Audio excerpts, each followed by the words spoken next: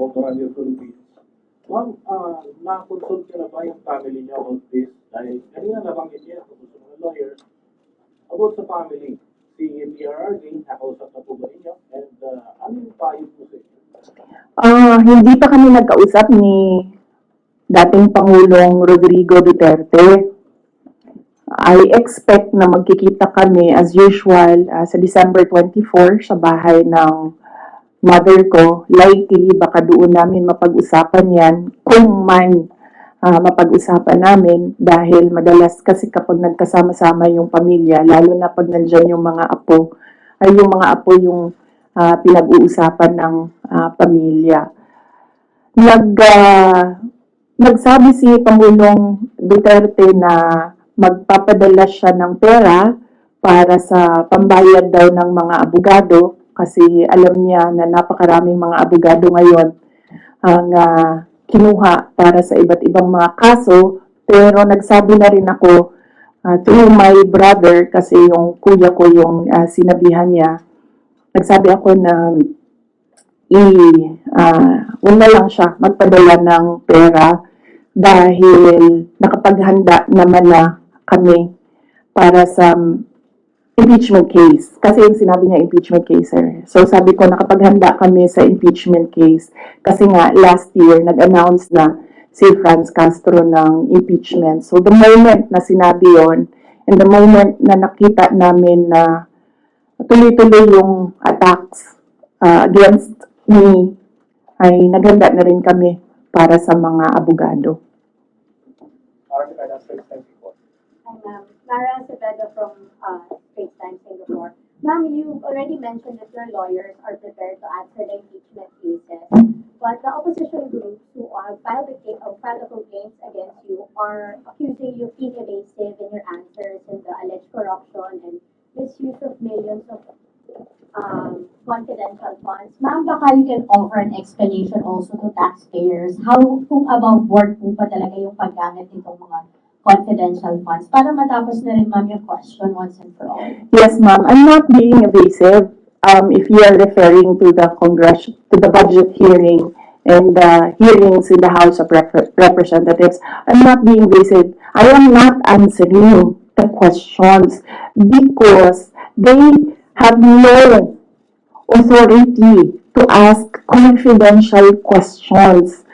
I am answering questions about the use of the money in the Commission on Audit, and there is no, you ask the Commission on Audit if there was anything at all that they can say or see that we are not cooperative with the audit. So it is wrong to say that I am evasive. I am definitely not answering questions about the use of the fund, about confidential funds, because it pertains to national security and the lives of the people involved in intelligence operations.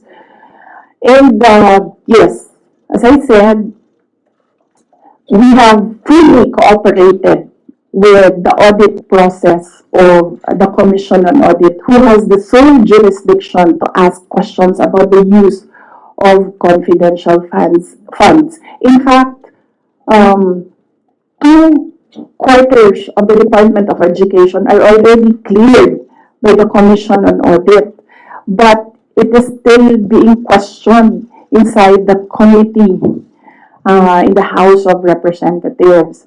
So, that is the reason why I am not answering questions from the House of Representatives. Plus the fact that, as I said, it is an attack. It is a political attack. If you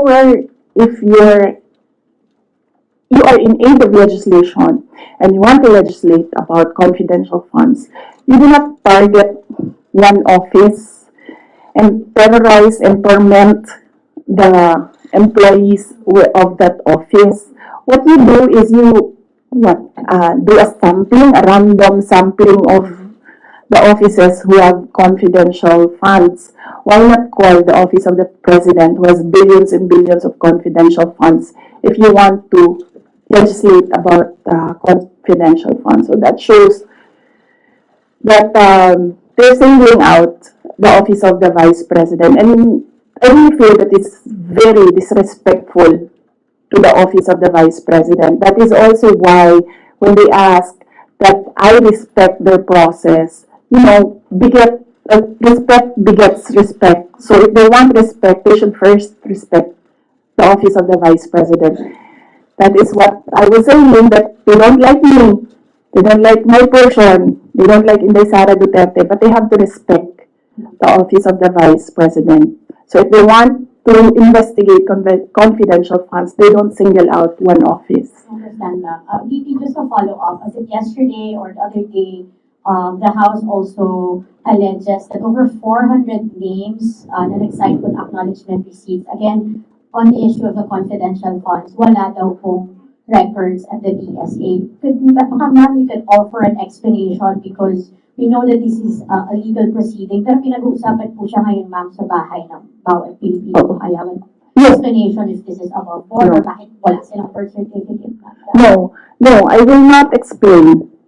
I will not give an explanation because it will entail that I explain intelligence operations which will compromise officers who do intelligence operations.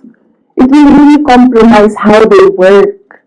So no explanation will be given to the members of the House of Representatives. One final follow-up for me, ma'am. Then what's your response to accusations that an office like the DepEd and the OVP have no jurisdiction naman to have these confidential funds that are spent for national security? Well, the confidential funds was the first transfer of confidential funds was from the contingent funds to the office of the Vice President, and this was approved by the office of the President. The next year confidential funds was 2023. We submitted it to the Department of Budget and Management. It was approved by the Department of Budget and Management, and therefore it implies that it was approved by the Office of the President because it was included in the National Expenditure Program, the NEP.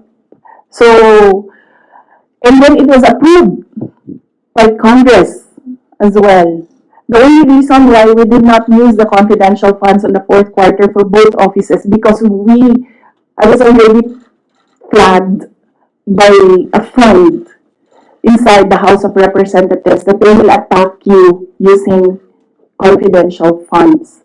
So yes, it was duly approved by the Office of the President and both houses of Congress as well as because it was included in the General Appropriations Act.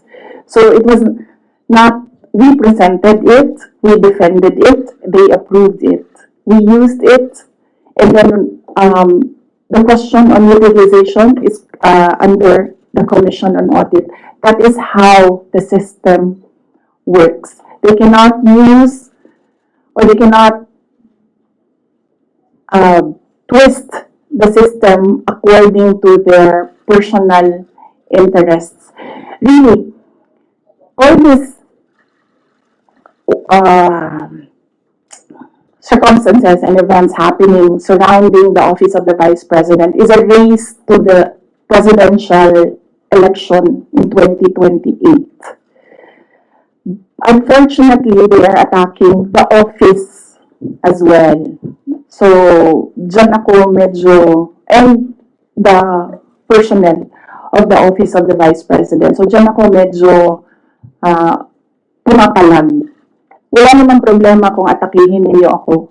Kasi politiko naman talaga ako. Pero may problema ako pag inatake yung opisina at yung mga kasamahan ko dito sa opisina ng Pangalawang Pangulo na nagtatrabaho lang.